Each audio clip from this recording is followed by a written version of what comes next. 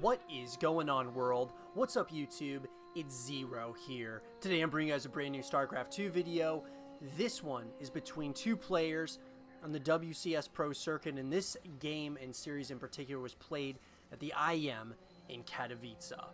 Spawning here in the top left hand corner of Cyberforest LE, playing with the blue Protoss pieces. He's very well known and a fan favorite, to say the least, in the StarCraft 2 Pro scene. His name is Neeb.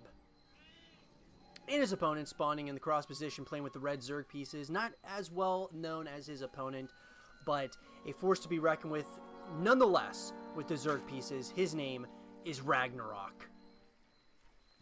So guys and girls, I am very excited about this game and this series that was played, as I said, at Katowice, and was within the round of 12 of that tournament. So of course it's a best of 5 series. Of course every game is very important in the grand scheme of things, but I'm excited to see what both these players decide to do here in this series, because Neeb is obviously the overwhelming favorite in this series.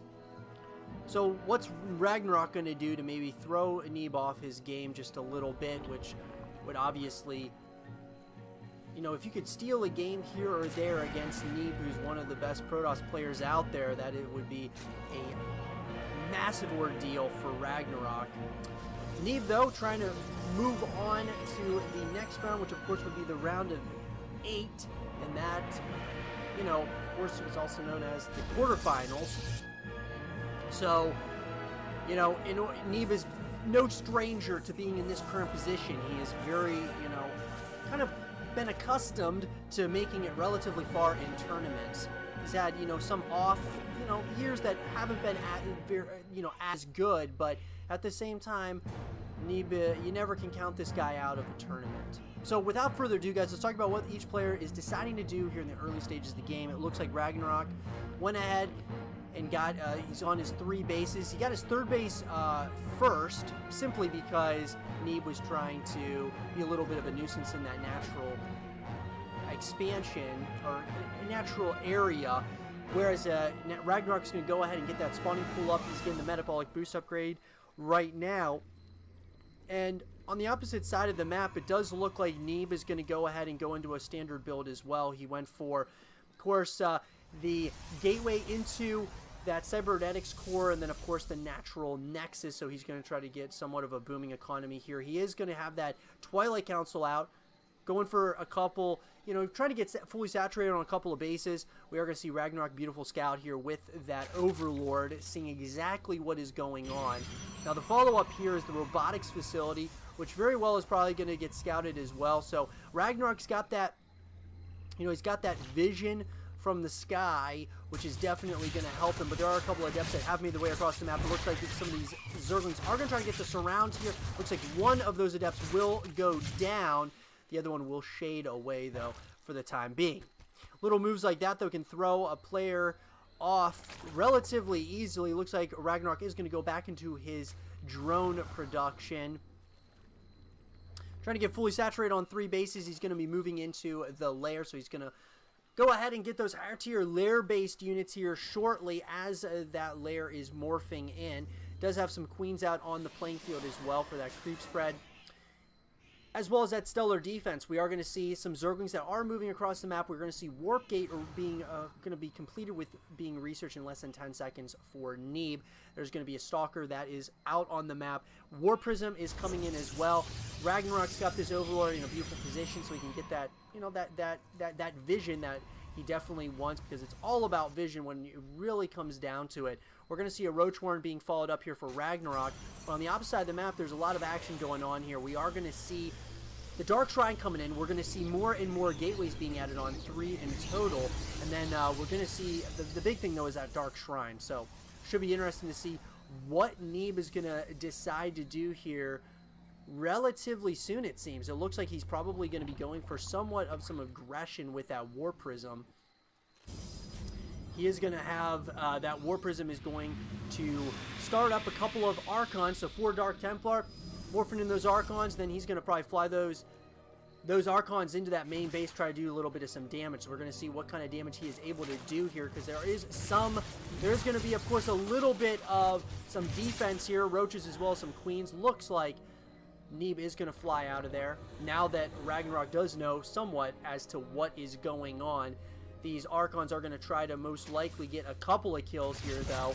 They are going to go start target firing some of those Zerglings and continue flying away. So nothing actually too crazy being done as of yet. Nice defense there by Ragnarok. We are going to see that third Nexus is going down as of right now. You're just going to have to kind of keep an eye on these units, though. As far as I'm concerned, he's got, he's trying to kind of snipe some of those creep tumors, observers there, and that's going to be very helpful as well. Trying to keep that creep spread at bay, at least at the time being. We are going to see Glowery Constitution being researched out of the Roach Swarm, but we are going to see a couple of depths that did make their way into that natural base location, and they are going to be a little bit of a nuisance now at that third base location. They're shading in and out. Beautiful play here by Neeb, getting a little bit of some value, but then at the same time, we are going to see more and more units are starting to go down, and Ragnarok is going to have to keep, tabs on all of these units, and that is where it gets difficult, because Neeb wants to be aggressive here. He does not want Ragnarok to get comfortable. He wants to really be the one that is beginning all of the issues, so to speak. He is going to come over towards that third base location. Once again, does not look like these adepts are going to be able to do much of anything, but at the same time, units are in the main base location. A little bit of some pickup micro. Beautiful play there once again by Neeb. He's everywhere right now, and now he's going on to his third Nexus, so we're certainly going to have to keep an eye on that for the time being. Now, we are going to see the Infestation Pit coming in now for Ragnarok, so he is going to be able to go for that hive if he so chooses. But these creep tumors just keep on getting sniped down by Neeb. So Neeb is really, he's all over the place. And it looks like the follow-up is going to be those +1 upgrades as well as charge out of the Twilight Council. We're also going to start seeing the Immortal production coming in.